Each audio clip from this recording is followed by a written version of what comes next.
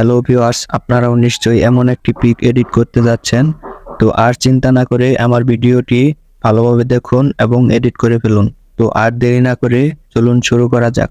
তো ফার্স্টে আমাদের যেতে হবে পিকসার্ট অ্যাপ্লিকেশনে। পিকসার্ট অ্যাপ্লিকেশনে যাওয়ার পর আমরা প্লাস আইকনে ক্লিক করব। প্লাস আইকনে ক্লিক করার পর আপনারা এমন একটি ইন্টারফেস দেখতে পাবেন। এরপর আমরা ব্ল্যাঙ্কে ক্লিক করব। তো ব্ল্যাঙ্কে ক্লিক করার পর আমরা স্টিকার অপশনে ক্লিক করব এবং সার্চ বারে লিখব রিং লাইট ব্যাকগ্রাউন্ড।